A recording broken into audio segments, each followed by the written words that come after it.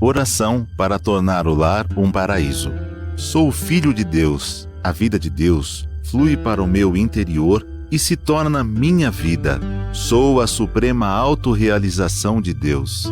Dentro de mim se aloja a luz infinita de Deus. Se estou vivo, é porque essa luz vive dentro de mim. A luz infinita de Deus é a minha própria vida. A fé em Deus que se desperta em mim nada mais é que o sussurro de Deus que se aloja em meu interior. Quando clamo por Deus, é Deus do meu interior que está chamando por Deus Pai. O grande mestre budista Shinran também disse: a mente que acredita em Buda é a natureza búdica, e a natureza búdica é Buda. A fé consiste no fato de Buda chamar Buda, e Deus adorar Deus. A vida de Deus, que é eterna, está alojada em mim como minha vida, e por isso a minha vida também é eterna, imortal e inadoecível. Por conseguinte, mesmo quando pareço doente, não o estou. Apenas estou sonhando com a doença. Mesmo quando pareço morto, não o estou. Estou apenas sonhando com a morte. E o que me desperta desse sonho é a luz infinita de Deus. Diante da sua luz, treva alguma pode permanecer. Neste momento, chamo por Deus. Quando o ser humano chama por Deus, este lhe responde.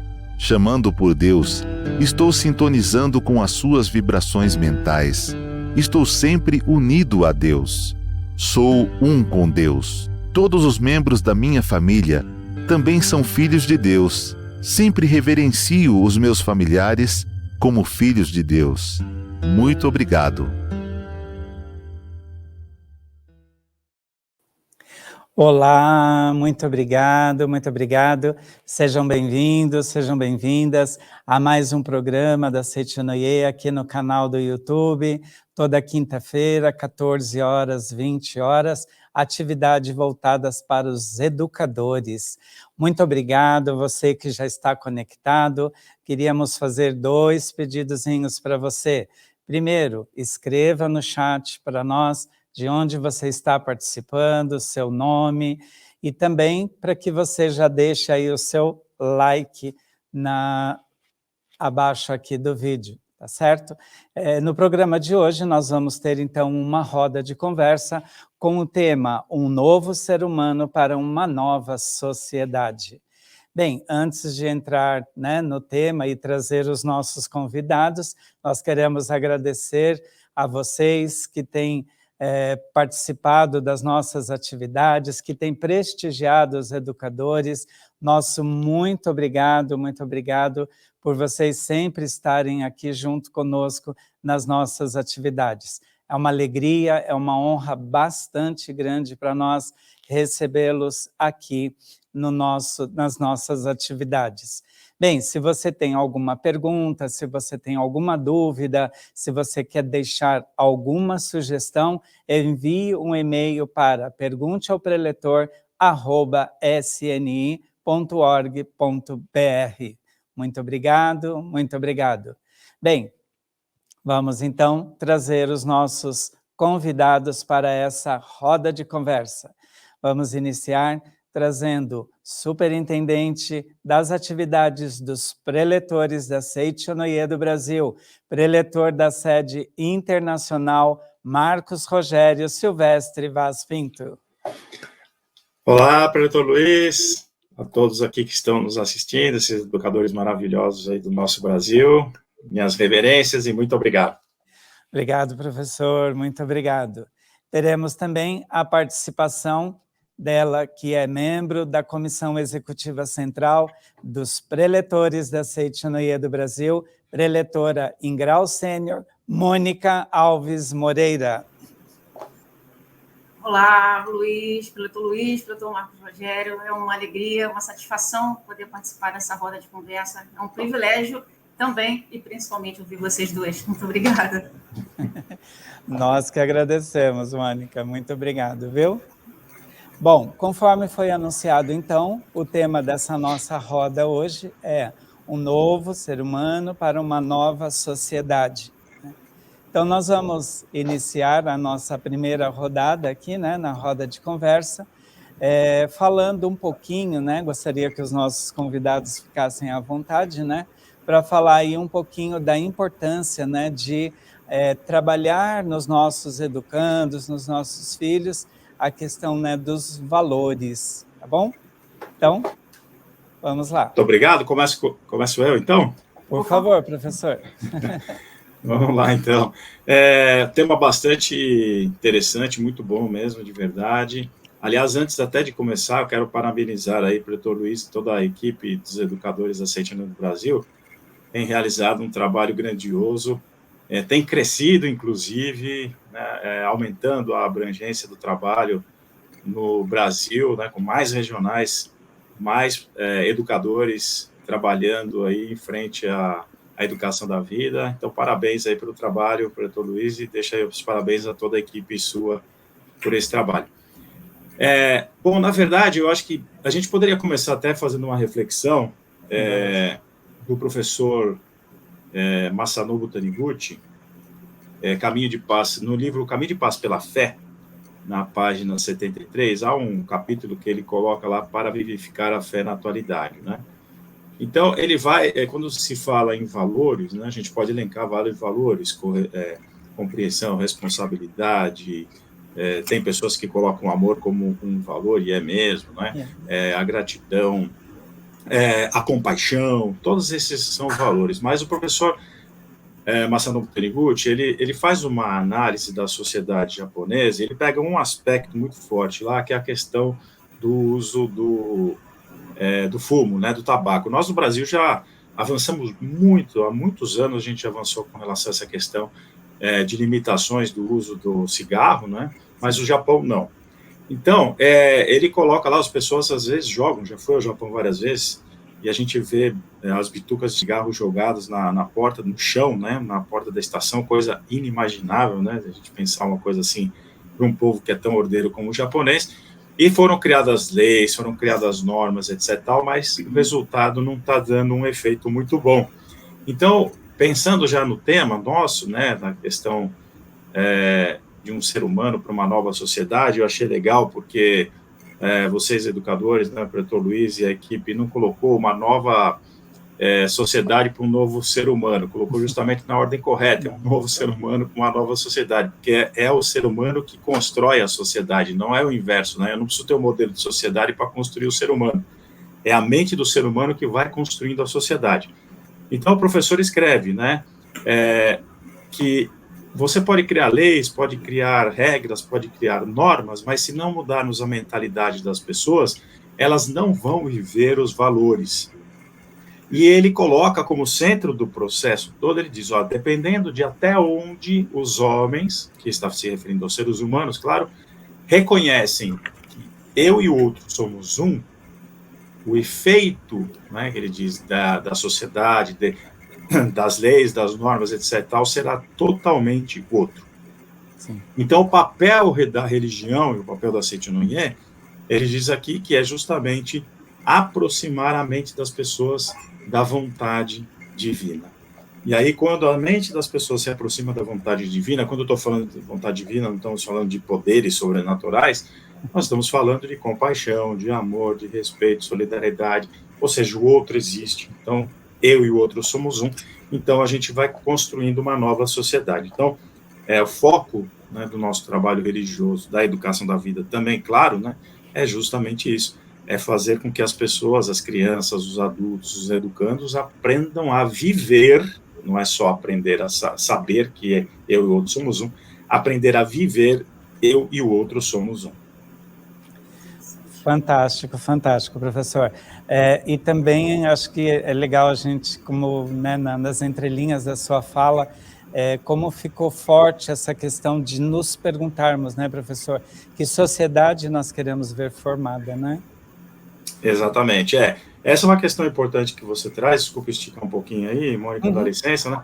É que justamente essa questão que alguns autores, né, de educação, eles trazem, né? O Bernard Chalot, por exemplo, ele discute, primeiro que a gente está discutindo pouco filosofia e focando muito em metodologia, né? A metodologia tem que nascer da discussão filosófica e não ao contrário. Sim. E outra é que justamente isso, Lauro de Oliveira Lima, que é um autor que eu gosto muito, ele sempre cobra isso, né? Se o educador não tiver a imagem mental da sociedade que ele deseja construir, o projeto de educação dele está furado. Verdade. Leitora Mônica?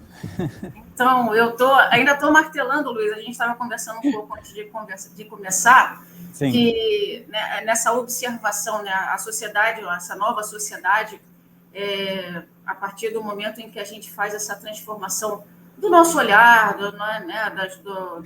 da importância do olhar desses valores que vêm ao longo, né, da existência da humanidade. E aí eu estava comentando com o Luiz que, observando, né, a gente vem de geração em geração.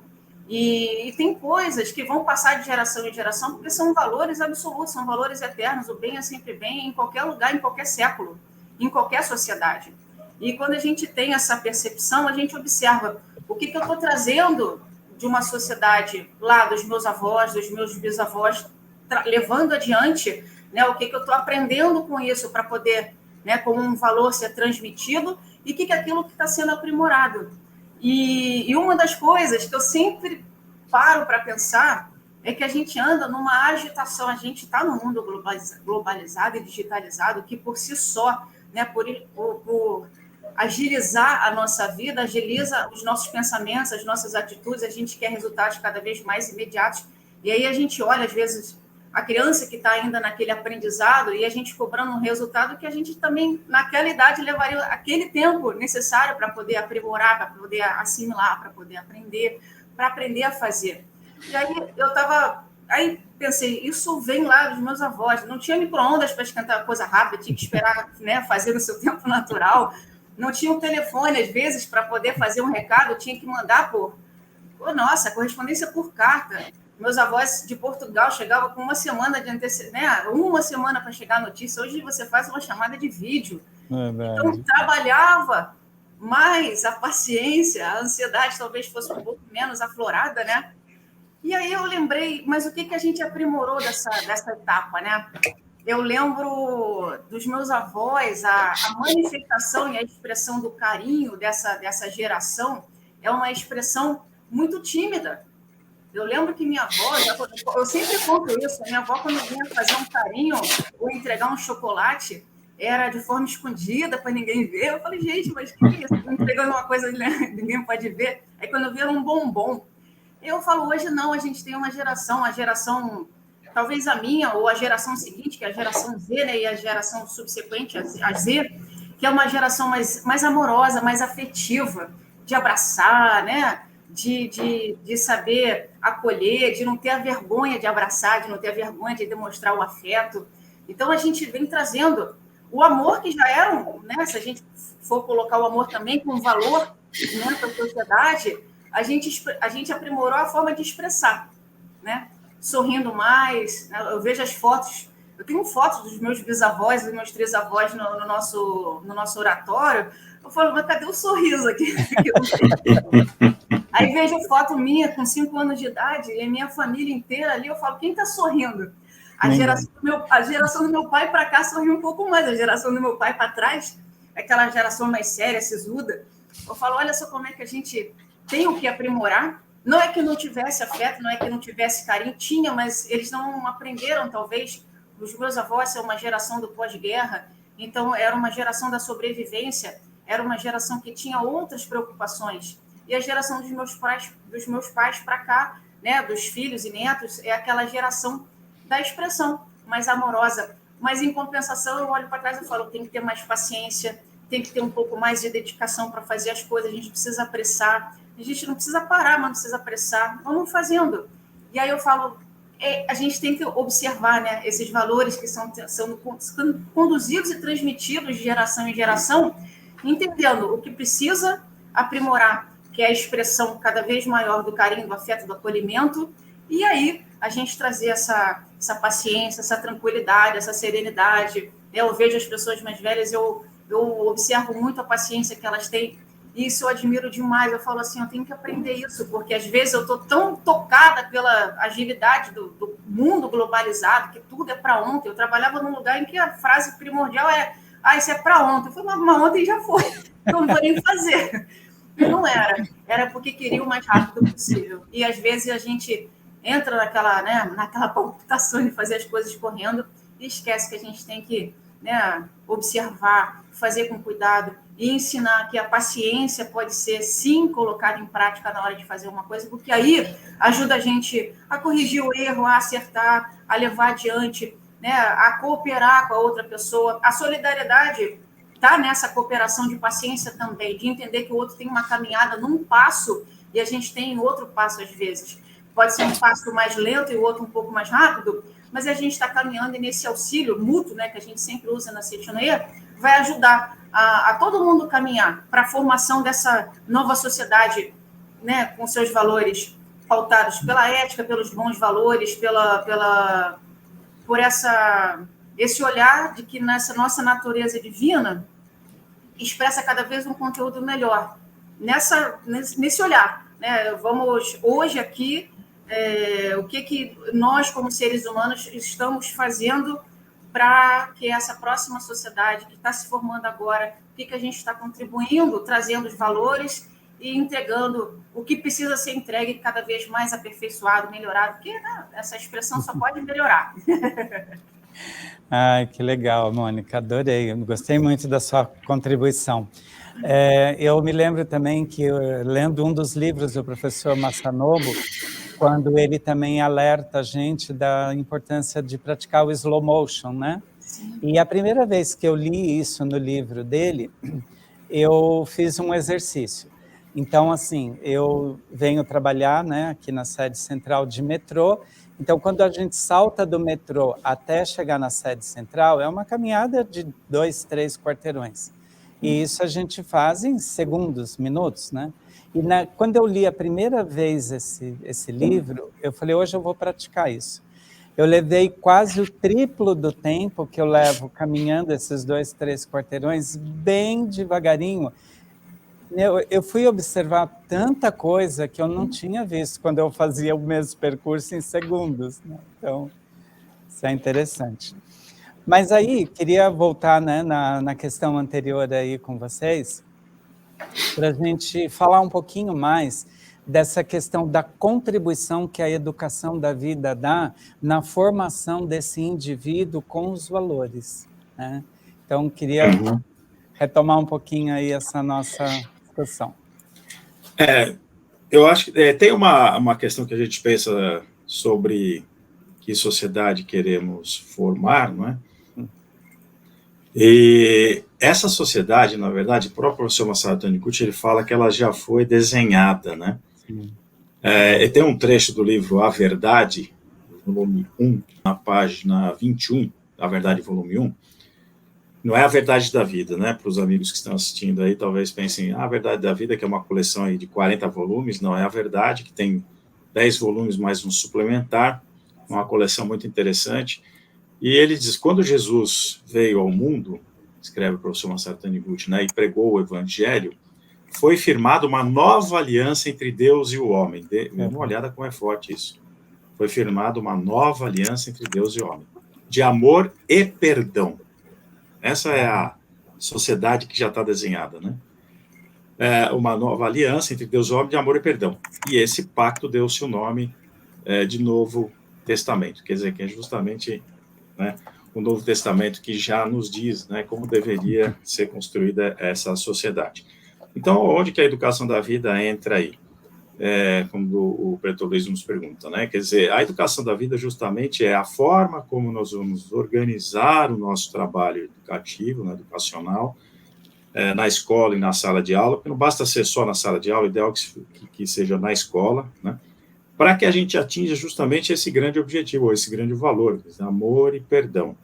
Isso, resumidamente. Claro que, quando nós falamos amor, nós podemos entender o amor, muitas vezes, uma visão um pouco mais ampla, né? Porque a gente fala amor, parece uma coisa, o que é o amor, enfim?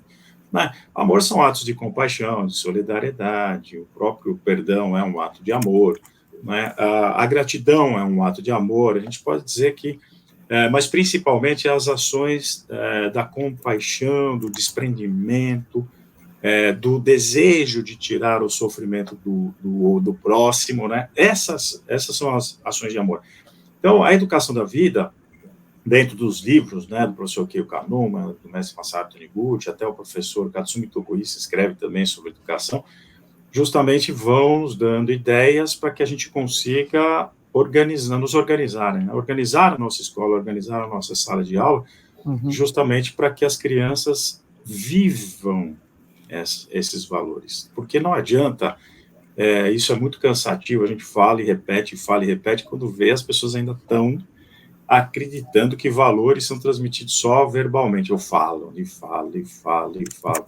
Não, é na ação, é no exemplo, né, que as pessoas vão aprendendo valores, né, vão observando. Então, a gente acredito justamente nesse aspecto. Quer dizer, pegar um livro da Seiichi Noye, ou mesmo, Bertolt Luiz sabe, todos nós sabemos que os materiais produzidos pela Superintendência dos Educadores, né, que são aqueles materiais que são feitos os livros, né, de projetos, os livros que saem do SEV, né, de ações maravilhosas, estão lá, quer dizer, são educadores ali que colocaram a educação da vida em prática e conseguiram resultados incríveis. Então, até, Bertolt Luiz, seria interessante, né, você contar aí para o pessoal, dar a dica de onde eles procuram e acham esses projetos aí, que são centenas e centenas de projetos escritos por educadores que colocaram em prática a educação da vida. Então, a educação da vida pode, no meu entender, ajudar nesse sentido. Maravilha, professor. Bom, antes de responder aí, né, a questão do professor, os livros citados aqui por nós nessa roda de conversa, caso você não tenha na sua biblioteca, você pode adquiri-lo na livraria virtual da Seiichi Noye, né? Então, estão todos os livros da Seiichi Noye, toda a bibliografia da Seiichi Noye, a gente consegue através da livraria virtual da Seiichi Noye. Está, Luiz, estamos até no Mercado Livre, viu? Olha isso. Verdade, pode comprar os livros até pelo Mercado Livre, se a pessoa quiser. Muito bom, muito bom.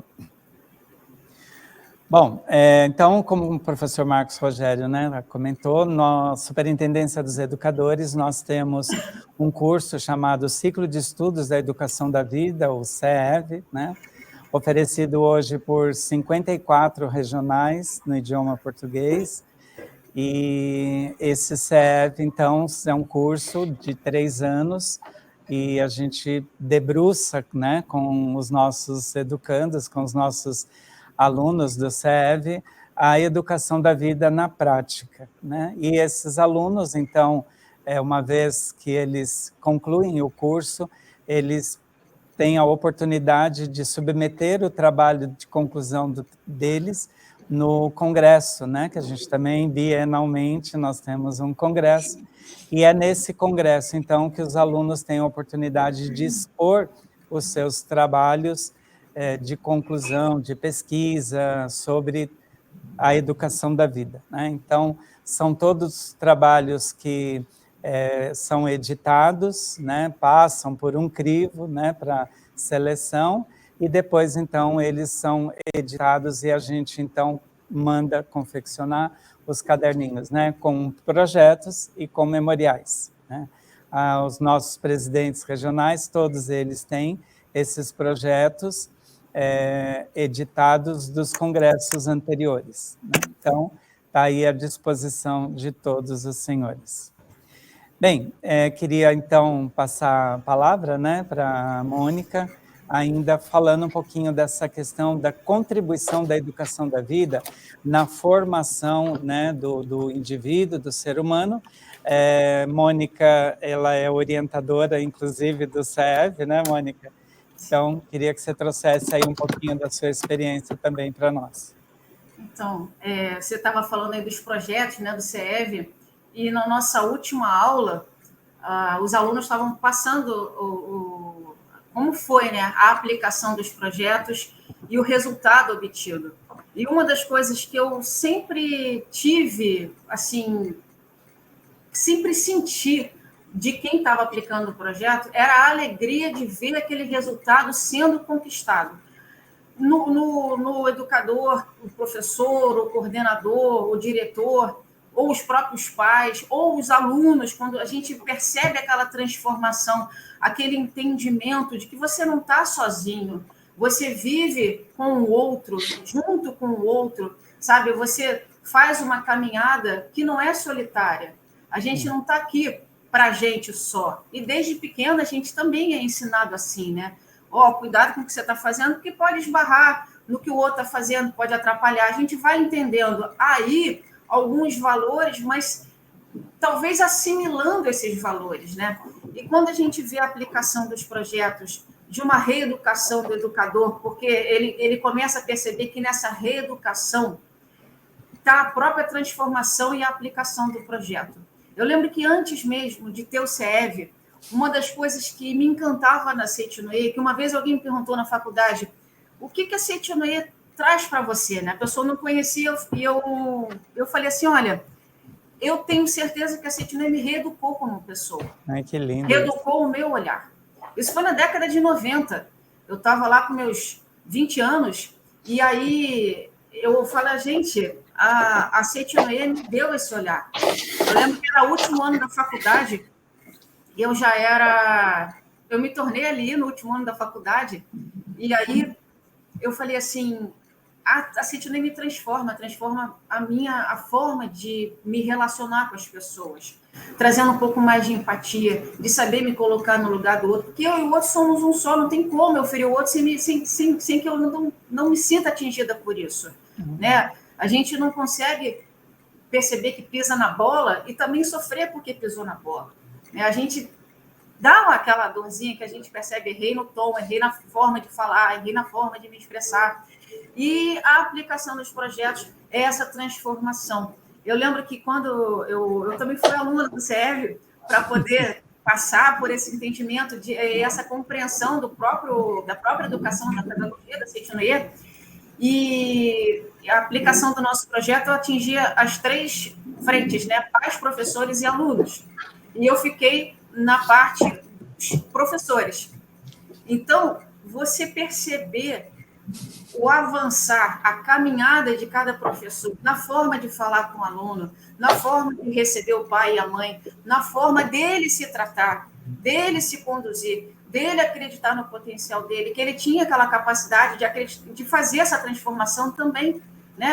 É o reeducar-se para educar, que a gente tanto fala e tanto paga. E quando a gente percebe esse resultado de um professor falar, se um aluno tiver essa transformação, eu já fico feliz. Eu falo, se um professor tiver essa transformação, eu já fico feliz. Isso é muito gratificante, a gente observar o brilho nos olhos do aluno do CEV quando ele aplica o projeto dentro de uma escola, dentro de uma instituição. Eu acho fantástico quando a gente vê essa transformação por parte de quem está aplicando, entendendo e assimilando, porque ele também foi tocado por essa transformação de alguma forma. O jeito de falar, o jeito de olhar para o outro e entender, ali tem capacidade para ser extraída. Não importa se ele não acredita, a gente vai passar a acreditar agora. Porque isso que está acontecendo aqui, que está meio desandado e inadequado, é o que está manifestado. Mas o que está dentro dele que existe, é isso que eu vou fazer ele acreditar também. Essa transformação é assim, é impagável. Eu tenho um slogan que se eu pudesse fazer uma camiseta, a educação é o carro-chefe de tudo. Para a gente e para a vida. Essa é muito gratificante, Luiz, olhar o resultado. E assim, eu só tenho... É uma alegria saber que a Seitinoye tem um curso voltado para uma área de educação em que nós nos reeducamos, entendemos esse novo olhar, essa transformação. E daí, com propriedade, sabe? A gente toma rédea disso porque a gente assimila isso. E a gente leva adiante sabendo, não, eu apliquei em mim, vai dar certo. Isso é muito bom. É uma alegria inexplicável. E, graças a Deus eu passei por isso. Que maravilha, né? Que maravilha. Bom, vamos lá. Professor Marcos, queria também que que você trouxesse para a gente aí uma contribuição, porque a gente sempre vê assim, né? Eu não sou educador, eu não sou professor, isso não é para mim. E a gente vê também hoje muitos pais, muitos avós contribuindo efetivamente na educação das crianças, né? Então, queria que você falasse um pouquinho para a gente aí. Gosto bastante quando você dá aqueles puxõezinhos de orelhas pedagógicos em todo mundo, né? Então, queria que você falasse aí um pouquinho para a gente. Claro, na verdade, a visão da educação, até da Cetinoe, é ampla nesse sentido, né? Que a educação começa a partir dos exemplos que as crianças vão vivenciando na sua família, na sua vizinhança, com os seus pais, com os seus avós, né? Então, essa é uma questão importante da gente pensar de como educar a criança nesse sentido.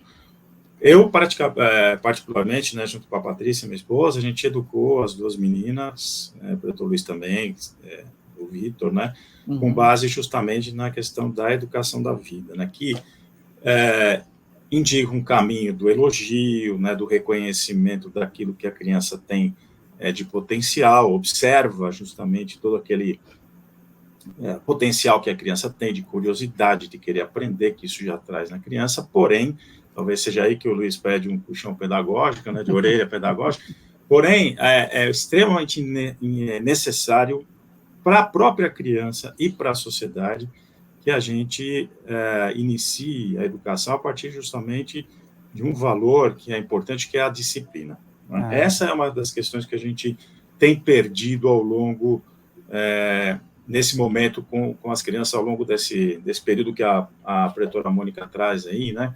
Todo mundo muito apressado, todo mundo correndo muito, todo mundo com seus celulares na mão, terceirização da educação, né? As crianças são terceirizadas, ou para a escola, ou os pais terceirizam para os avós, etc., e acabam, então, criando crianças que não suportam, eu vou falar do efeito agora que a gente está vendo, crianças que não suportam serem contrariadas e não suportam viver num ambiente em que elas não têm controle daquele ambiente. Eu queria chamar a atenção disso, ambientes em que elas não conseguem controlar. O que é o controle? Por exemplo, se a criança, ela é educada, né, sem o valor, olha, agora é hora de tomar banho. Por que tem que tomar banho? Tem que tomar banho porque tem, ponto final. Não tem que ficar muita justificativa, que hoje, não, porque eu banho, que a bactéria se limpa, que o vírus sai, etc. Vai tomar banho porque eu quero que você tome banho. Ah, mas isso é ruim para a criança. Veja só, não é ruim para a criança, sabe? Eu não sei quem criou essa fantasia de que isso é ruim. Ruim é bater, é espancar, etc. A criança precisa ter segurança onde ela está, e essa questão de dizer, agora é hora de dormir, mas eu não vou dormir, vai dormir porque eu quero que você vá dormir, ponto final. Ela precisa disso. Você tem, por exemplo, estudos na Unicamp, do pessoal da área da psicologia, da psiquiatria da Unicamp, da USP, né? O professor lá da Unicamp, Ivan Capelato, é mestre nessa questão, ele mostra, inclusive, neurologicamente, o porquê é necessário essa questão, que eu não vou entrar aqui no mérito, mas tem a ver toda com a configuração da amígdala cerebral no ser humano, está provado cientificamente que ele precisa disso. Isso é um valor que vai ser levado o resto da vida, disciplina, a pessoa conseguir se conectar no meio onde ela está e lidar com as grandes dificuldades que ela tem.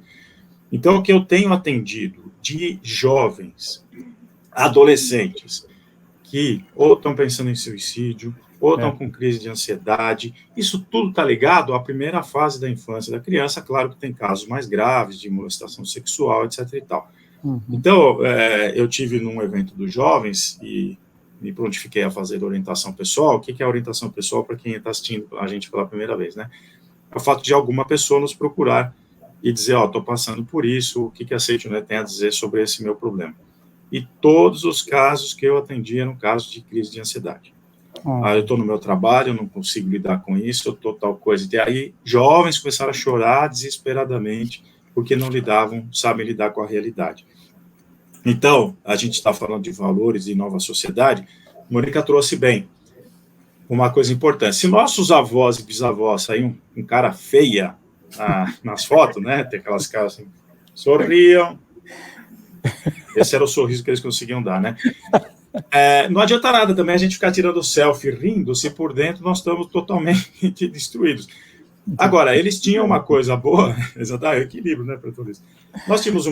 Eles tinham uma coisa boa que é assim, a vida é essa, eu vou te preparar para essa situação e vamos lá, né? Então, a gente precisa repensar muito essa questão, revisitar muito alguns princípios interessantes que eles tinham, né? Abandonar outras coisas que realmente não são necessárias para a sociedade, né? Que é a questão de bater, de ser violento. Mas eu acredito que, olha, está muito séria essa questão. Quem está em sala de aula, quem está trabalhando, sabe como estão sendo educadas essas crianças. Pode tudo, permissivo. A criança chora, berra, a pessoa vai lá e cede, entrega para a criança aquilo que ela está querendo. Vi outro dia, numa empresa que vende aí chocolates, não vou fazer a propaganda, uma criança berrando porque queria um tal de chocolate lá. E aí a mãe firme, não vou dar, O que me faz a avó? A avó vai escondido, pega o chocolate, entrega para a criança escondido da mãe e diz, fica quietinho e come escondido, que depois a avó vai pagar. Eu vi isso. O que essa avó está ensinando para essa criança? Né? Olha, quase, eu tive vontade de... Eu esqueci que eu era pretor naquela hora, sabe? Estava quase entregando um cartão dizendo para a avó assim, quando ele tiver problema na adolescência tal, né, a senhora traz para mim que eu cuido dele quando ele tiver frustração, quando ele tiver, né, vontade de suicidar, que a vovozinha não vai estar lá do lado, quando o chefe contrariar ele, né, a vovozinha não vai estar do lado, ou a mamãezinha, eu estou falando nada contra as avós, né, minhas filhas foram também educadas pelas avós, e as avós souberam fazer um belíssimo trabalho. Então é isso, professor Luiz, meu puxão de orelha pedagógico foi dado. Perfeito, professor, perfeito. Eu também lembrei do prefácio do livro Pedagogia da Seitinoye. Logo que eu entrei na Seitinoye, souberam, né, que eu era professor e me deram de presente esse livro.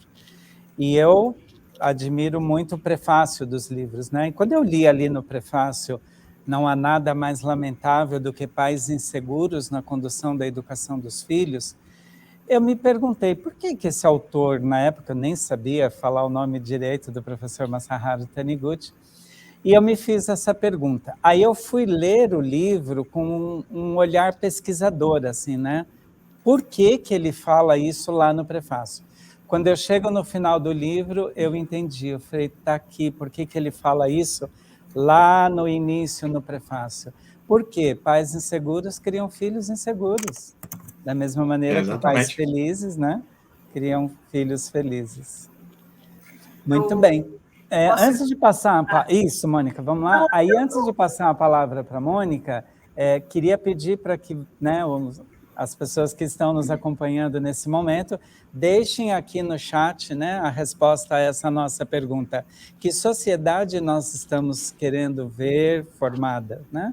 E aí deixem aí para nós no chat a resposta a essa pergunta. Que sociedade nós estamos querendo ver formada, né? Diga lá, preletora Mônica. Então, o preletor Marcos já estava falando, e eu estava lembrando que eu cresci ouvindo assim, essa criança é birrenta, essa criança está fazendo birra. E achava isso tão normal de escutar, que achava que crianças faziam birra, né? Até uma vez eu perguntei para minha mãe, isso já recente, falei, mãe, eu e meu irmão, a gente fazia birra, a gente era aquela criança que na rua dava escala, ela falou, vocês nunca deram esse trabalho para a gente. Podem ter dado trabalho de outra natureza, mas dessa natureza não. E aí eu tinha feito uns estudos recentes sobre autocontrole. Como às vezes o adulto não tem autocontrole, mas quer que uma criança, às vezes de 2 anos, tenha. Perfeito. Eu presenciei uma vez, numa situação, uma mãe estava com 4 filhos, e era tudo escadinha, tipo 5 anos, 3 anos, 2 anos, e um bebezinho, e ela dando conta deles no almoço. E ali um deles derramou o suco na mesa, e ela já ia bater na criança. Eu larguei o meu prato e fui falar com ela. Eu falei, olha só, pelo amor de pai.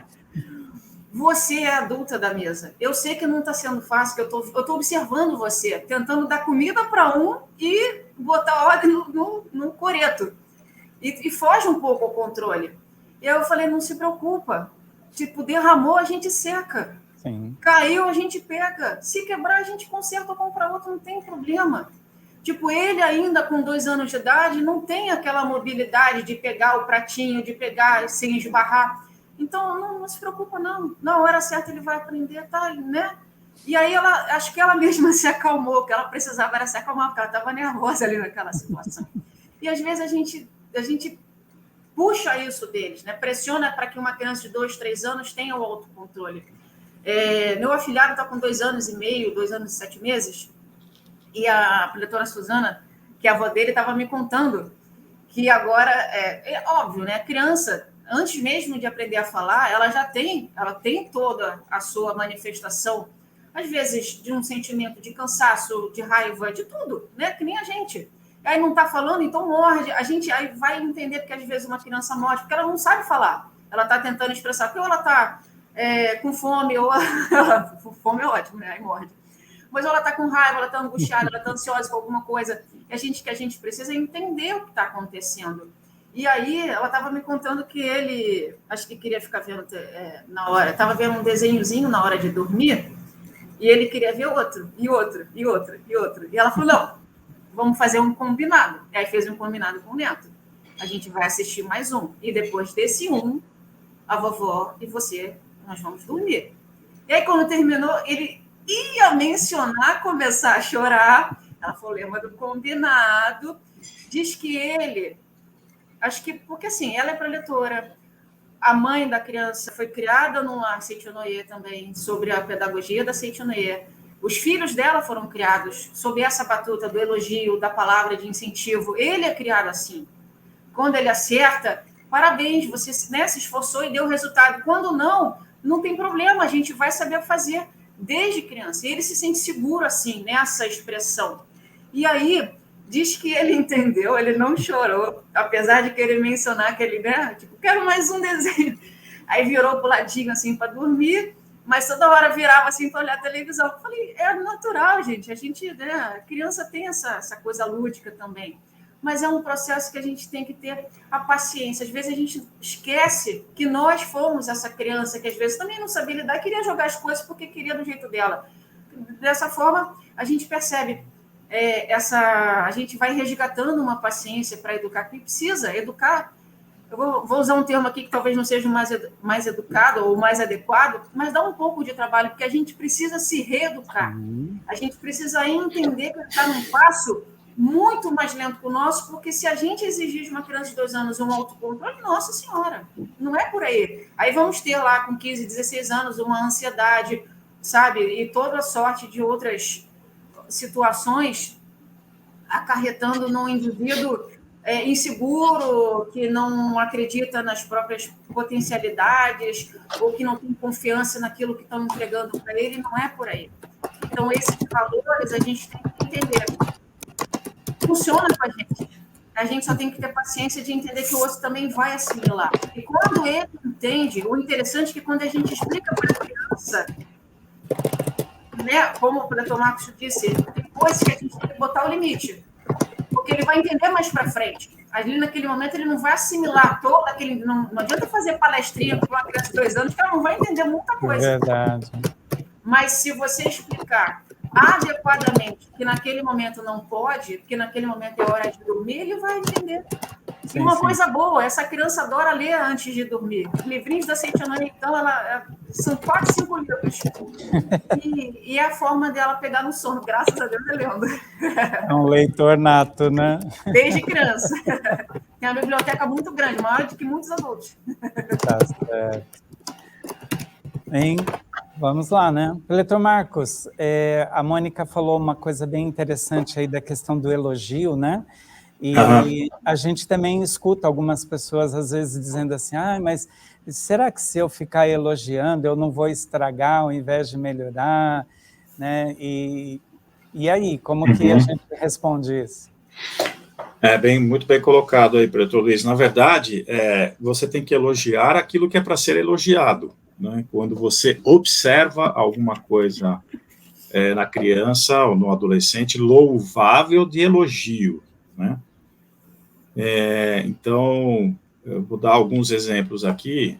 Vou dar um exemplo, na verdade, que é da minha casa mesmo, com a minha filha Mariana. Ela começou a ter uma dificuldade na escola de aprendizagem, e a professora de matemática veio nos falar que estava estranhando, porque ela aprende muito fácil, sempre aprendeu muito fácil, sempre foi muito tranquila.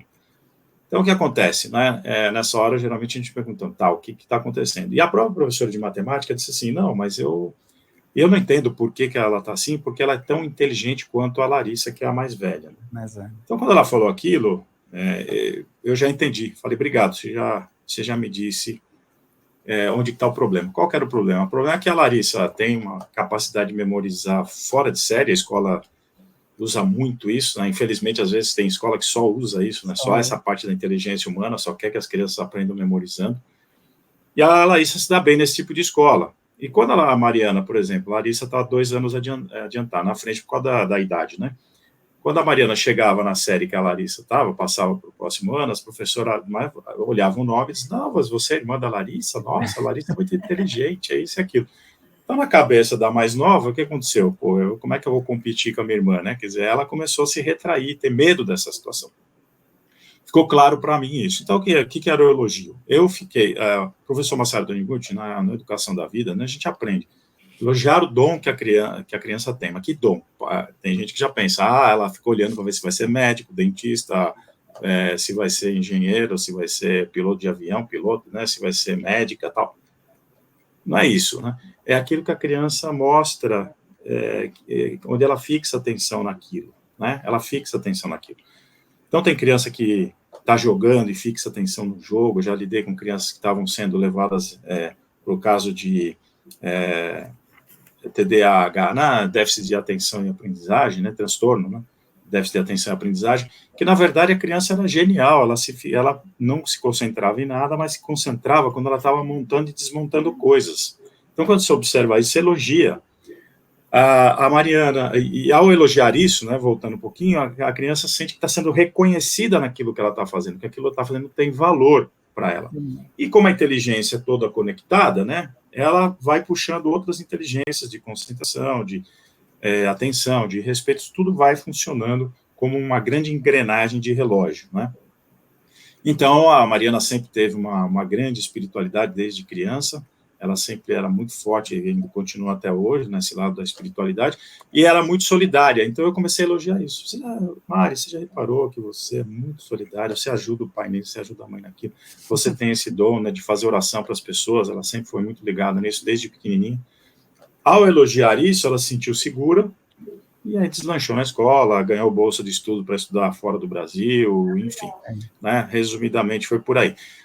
Então, essa questão de elogio é importante. Aí você tem que distinguir, eu queria chamar a atenção de uma coisa importante que a Mônica traz, você tem que distinguir mesmo quando a criança é birrenta, ou seja, está fazendo uma coisa que ela precisa do não é não e não tem explicação, pronto, acabou, e quando ela está no momento de aprendizagem. Né? Então, por exemplo, tem um exemplo num dos livros da Seitonei que a criança furava a parede, aquelas paredes japonesas que é de papel, parece um papel manteiga, né, que a gente chama aqui. Então, o que a mãe fez? A mãe olhou aquilo, não era birra da criança, aquilo era, ela queria saber, olha, passando o dedo aqui, fura isso, estragando a parede de papel da casa. Então, o que a mãe observou? Você já aprendeu que, fazendo esse movimento, o papel fura. Já que você aprendeu essa lição, passe para outra, tá? Essa você não precisa mais aprender. Lembra do Vitor, Luiz, quando ele engatinhava e ia botar o dedão lá na tomada? Lembra que a gente estava no CEV? A gente estava no CEV e o Vitor estava indo lá, enfiando o dedo na tomada. Ele engatinhava, o Luiz sabe disso, a Mariana já estava junto.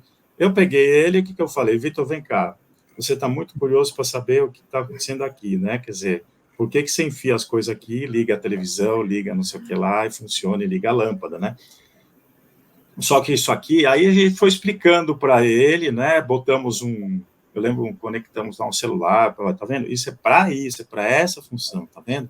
Já que você aprendeu isso, parabéns, passe para outro tema do seu estudo. Não era birra, era aprendizagem. Tem gente que vai lá dar um tapa na mão da criança e etc. Então tem que distinguir isso, porque isso forma uma nova mentalidade na criança, a professora Mônica levantou isso bem, e a partir, né, que essa criança cresce com esses conceitos, né, o que é aprendizagem, o que é birra, o que é sim, o que é não. Você vai construindo uma sociedade em que a pessoa se descentra, ou seja, ela não está centrada nela mesma, ela consegue interpretar o outro e perceber que o outro existe, por isso que nós falamos no início, eu e o outro somos um. O que é eu e o outro somos um? É saber que o outro existe. Né? Ah, mas eu sei que o outro existe. Não, não é porque você olha o corpo do outro e vê o outro na tua frente que você sabe que o outro existe. Você só sabe que o outro existe, dentro da linguagem filosófica da Seitonye, se você, de fato, se comporta de uma maneira a atender às necessidades do outro também, a agir com compaixão, a saber escutar, e isso vai se aprendendo ao longo desse processo de educação que começa desde o ventre e vai para toda a nossa vida. Daí a importância da educação da vida, porque ela, de fato, mostra como você constrói este ser humano para que esse ser humano construa uma nova sociedade. E claro que, como o professor Luiz lembrou, eu tenho que ter a visão da sociedade que eu quero, né, para saber onde que eu quero chegar e como eu faço esse ser humano chegar, ajudando a construir essa sociedade que a gente deseja. Que legal, né? Eu fico sempre pensando assim, muitas vezes os pais, eles conhecem os filhos, mas não observam, né? Então, o observar aí, às vezes, é em pequenos detalhes, né? Por que ele está agindo assim? Por que ele mudou o comportamento? Qual é a cor que ele mais gosta? Então, tem algumas observações pequenas, assim, que a gente vai exercitando no dia a dia, né? Bem, preletores, estou amando conversar com vocês. Ficaria horas aqui filosofando, mas o tempo está passando, né? Então, nós vamos passar agora para a rodada das considerações finais. Então, gostaria de começar com a preletora Mônica. Fique à vontade para as suas considerações finais. Obrigada.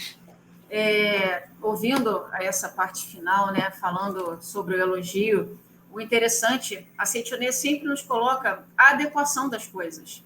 A adequação, tá? Esse é o momento de elogiar, essa é a atitude que precisa ser elogiada ou precisa ser entendida porque está acontecendo, porque está saindo de maneira inadequada. Porque, assim, se a gente não dá a oportunidade da criança, seja ela o filho, o aluno, de entender que aquela atitude inadequada é porque ele só sabe expressar, às vezes, a insatisfação, a angústia daquele jeito, explicar. Eu estou entendendo que você está ou com raiva, ou porque você não gostou do resultado, ou porque você queria de outro jeito, ou porque você queria agora, mas é que agora não dá, esse outro jeito eu acho que vai ser um pouco mais adequado nesse momento. Explicar com palavras fáceis, todo mundo entende. Ainda mais quando a gente fala com amor. Quando a gente bota o amor na palavra para poder explicar, esse não é o momento. Quantas vezes uma birra se desfaz quando você acolhe na palavra? Eu estou entendendo que você está com uma situação que não está conseguindo lidar e eu venho aqui para ajudar. Essa adequação vai fazer com que a gente tenha essa percepção. Esse momento é para esclarecer o que está acontecendo, para ele também se acalmar. E aí vem a lição que a gente vai construir disso tudo junto. Ou está na hora de elogiar, porque não está sendo, às vezes, aquela atitude é porque ele não está sendo realmente elogiado ou reconhecido. E aí sai de forma inadequada, porque é a maneira de chamar atenção. A gente vem nos instintos, e desde criancinha, ninguém ensinou a criança a chamar atenção com 1 ano, 2 anos de idade. Isso é nosso, de querer, dos nossos 5 desejos, de querer ser elogiado, de querer ser reconhecido, de querer ser amado. E livre para expressar isso tudo. E útil, porque, olha, se tem uma coisa que criança mostra desde que é bebê, é gostar de ajudar. Quer fazer também, não sabe nem falar, mas já quer fazer, quer ajudar, quer pegar. Então, essa adequação, aonde ela pode ajudar, onde não é o momento de ajudar, porque estou lidando com coisas que aqui podem te machucar, mas eu vou te dar uma outra tarefinha que você vai poder me ajudar, que vai ajudar nessa aqui. Essa facilidade que a gente tem, né, de perceber, e a criança às vezes não tem, mas ela alcança se a gente explicar. Essa adequação faz com que a gente consiga encaixar o elogio de forma adequada nessa expressão da palavra, sendo o reconhecimento, seja o próprio elogio, ou a explicação para ela entender que tem outras formas de expressão mais adequadas e mais harmonizadas. Obrigado, preletora Mônica. Preletor Marcos? Olha, na verdade, acho que a gente já, de certa forma, conduziu bem aí o tema. Não é que a gente esgotou, não, né? Como você falou, o Pretor Luiz sabe que dá para falar aqui durante horas, né? Então, eu gostaria de deixar um convite mesmo. Eu sei que é mais papel do Pretor Luiz esse convite, mas eu sou muito empolgado com o trabalho dos educadores da Sentinela do Brasil. E eu penso o seguinte: a pretora Mônica levantou uma questão importante. Educar dá trabalho. Dá muito trabalho, e muitas vezes, vou até forçar um pouquinho mais, às vezes é frustrante mesmo, porque você acha que está acertando, daqui a pouco vem uma situação que você fala, puxa vida, essa daí não estava no script, o que eu fiz de errado aqui no fim? Então é cansativo, é frustrante, dá trabalho, mas o resultado final é uma coisa maravilhosa. O que não dá trabalho? Fazer vinho dá trabalho, preparar uma comida dá trabalho, mas quando a gente senta na mesa para saborear, né? É maravilhoso, e depois você vai ter que fazer de novo. Amanhã tem que fazer o prato outra vez, etc. e tal, outra comida, tem que pensar numa outra forma de cozinhar. Então, é preciso, né, que a gente se una nesse sentido, né, para aprender a como educar melhor, que a gente não se sinta sozinha nessa tarefa de educar, porque é complexa mesmo, não é uma coisa fácil. Talvez os antigos resolviam fácil, na base da palmatória, na base da chicotada, etc. e tal, né, que resolvia em termos, né? Ou seja, calor, parece que está tudo bem, mas não está tudo bem, né?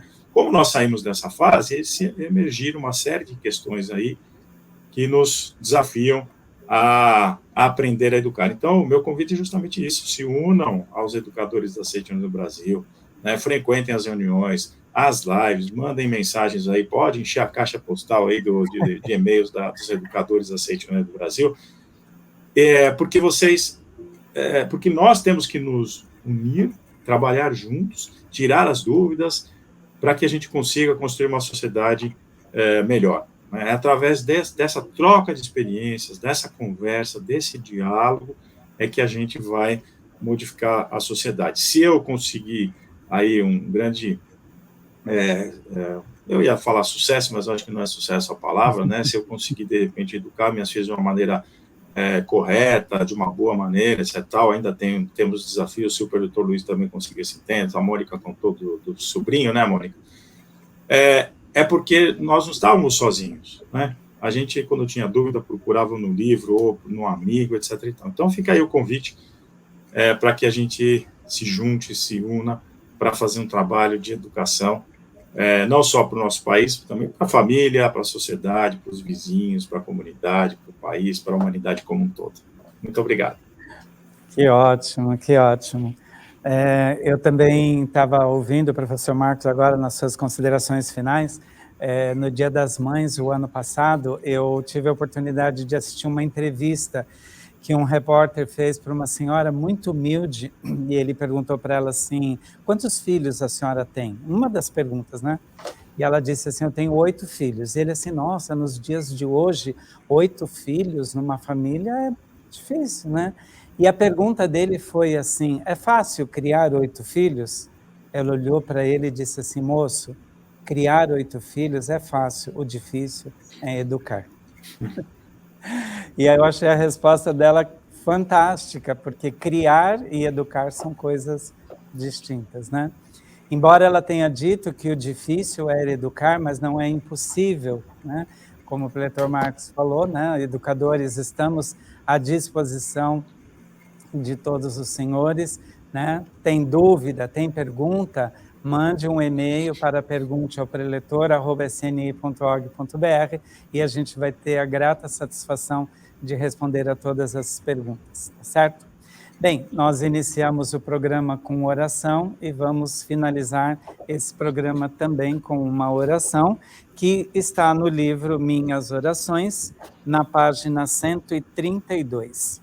Então, vou convidar as pessoas que, obviamente, podem, né, assumir a posição de oração, ou simplesmente feche os olhos. Então, na página 132 do livro Minhas Orações, tem a oração para sentir-se um com Deus. Deus, tomai minhas mãos e conduzi-me para onde quiserdes. Não cabe a mim perguntar por que e para onde me conduzes. Tenho certeza de que sois amor infinito e sempre me orientais de tal modo que eu seja cada vez mais feliz. Envolto por vossa sabedoria infinita e vosso amor infinito, sou realmente feliz. Agradeço-vos profundamente. Muito obrigado, muito obrigado. E assim, então, com essa oração, nós queremos mais uma vez agradecer a generosidade dos preletores Marcos Rogério, Mônica, por ter cedido, né, na sua agenda um tempinho para vir conversar aqui com a gente dos educadores. Muito obrigado, professor Marcos, preletora Mônica, muito obrigado. Muito obrigado, preletor Luiz, preletora Mônica, foi um prazer estar com vocês e com educadores da CETI-UNIE do Brasil e educadores do Brasil. Obrigada, Luiz, muito obrigada, Marcos, obrigada a todos. Foi um privilégio poder participar e, para mim, é sempre enriquecedor ouvir vocês. Muito obrigada mesmo. Muito obrigado. Contamos com a presença, então, né, a participação de todos os senhores no nosso próximo programa. Fiquem com Deus. Deus abençoe cada vez mais os senhores e seus familiares. Muito obrigado. Siga reto, sempre em frente. Eis um conjunto de histórias para mudar a sua história. Com grande sabedoria em palavras simples, este livro vai surpreender você. Fé, modo de viver, família, superação, amor e gratidão. Eu e o outro. São temas encantadoramente envoltos por histórias curiosas e tocantes, pela tradução delas para o dia a dia e por dicas práticas que transformam a vida de quem as aplica. O autor, preletor da sede internacional Fernando Antônio Mendes Marques, é um palestrante experiente que transmitiu para a forma de texto a sua narrativa espontânea que cativa públicos no Brasil e no exterior. Siga reto, sempre em frente. Eis um conjunto de histórias capaz de mudar a sua história. Garanta já o seu exemplar acessando nossa loja virtual em livrariasni.org.br ou ainda pelo WhatsApp 11 5074 4180. Siga reto, sempre em frente.